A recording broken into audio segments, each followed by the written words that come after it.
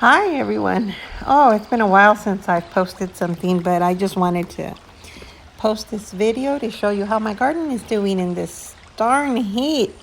Oh my goodness, we've gotten up to 105, and yeah, the days from now on are going to be in the hundreds, and it's just miserable outside.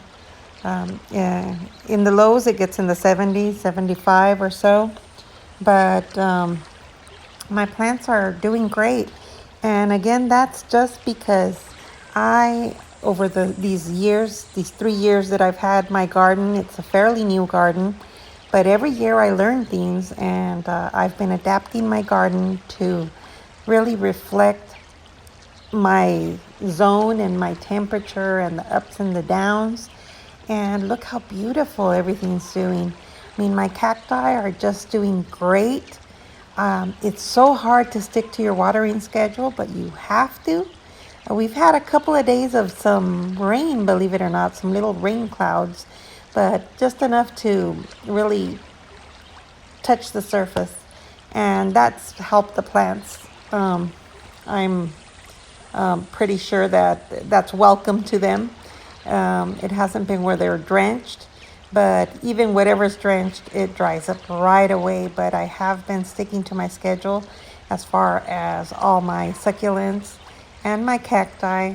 I just go ahead and water my grasses and I have a hydrangea and a couple of other plants that require water every other day or every day. If not, they get pretty wilty. I have a cherry tree that needs water daily. And see, that's the thing that, I mean, I want to keep all those plants alive, but if they don't make it, they don't make it. And then I'll just replace them with something that is hardy to my zone and just requires the watering that I give my succulents, which is once a week. As far as my succulents that are in the corridor, I really rarely water them. Maybe every 2 weeks, I'll give them a little spray with the neem oil, and just spot water whatever I think looks dry and needs water. But since I'm getting water from the other side of the fence because we have a community hedge, I can't control that water, and I don't want to kill my plants.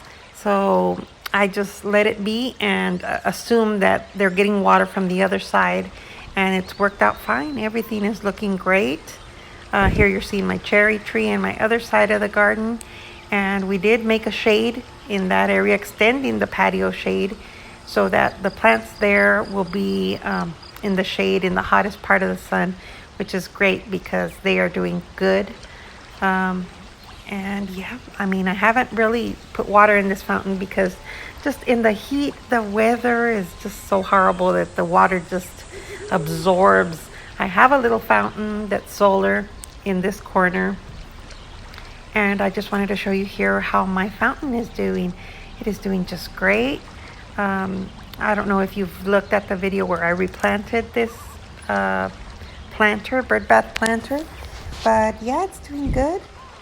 This is the little fountain I was speaking of, the solar one. And again, it is just enough to give that sound, that beautiful ambiance, and, give some water to our thirsty kitties that are in the community that come and visit my garden. And here you're seeing my plants that are in the corridor of mesh that we made. And they are just booming. I mean, look at them. Look at the sticks on fire. It is humongous. I'd say it grew like a foot in height, and it's just totally green now. It lost all of its color, and just the aeoniums, I'm concerned because the aeoniums are summer dormant, so I really want to keep an eye on those and make sure that they're not getting too much water because those will rot. But everything looks good. I mean, there's a couple of chocolate fingers and maybe some blue chalk sticks that are kind of iffy. I don't know if they're getting too much water or what, but everything, the agavoides, the red ruffled echeveria, you see how unstressed that is beautiful. My aloe Cameronia, that one is unstressed. I have another one outside in a pot that is very stressed, because that one, I cut it off and I stuck it in the plant and it's barely developing the roots. But it's starting to get green, so I know that it started rooting. And yeah, here it is, and it's beautiful. I'm very happy. I can't wait to get in here and just declutter it and just move some stuff. But summer is not a good time to move and mess around with your plants. So again, if they're doing good, I let them go, and just they have to ride out the summer.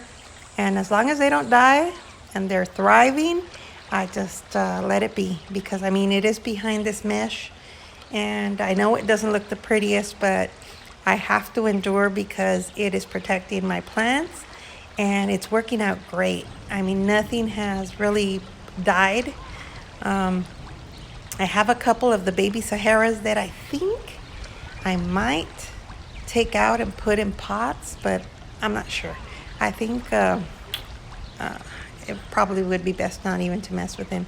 But I think those need a little bit more water, so I don't know. We'll see what I do. But yeah, here you're seeing all the shade contraptions that I have. And yeah, just everything is looking great. What's in my pots, again, I know it's so tempting to water these. And you know, if they're super dry, you stick your finger in there, they're super dry, you can go ahead and water them ahead of schedule, but usually it's best to wait.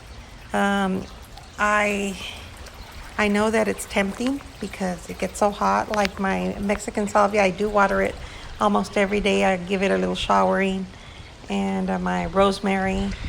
But yeah, we've had hot weather here, and here you're seeing, yep, just these beautiful cacti that are just taking off. And this side, I think my cherry tree, I don't know if it's gonna make it. I mean, it hasn't died, but it wilts almost every day. And I think it's because of the heat of the fence.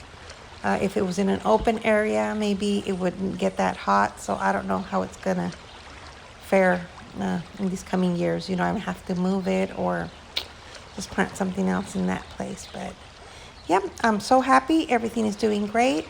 I hope you enjoyed this video. Please stay cool. Thank you again so much for watching. Thank you for subscribing, and welcome to all the new subscribers. I will talk to you guys later. Bye.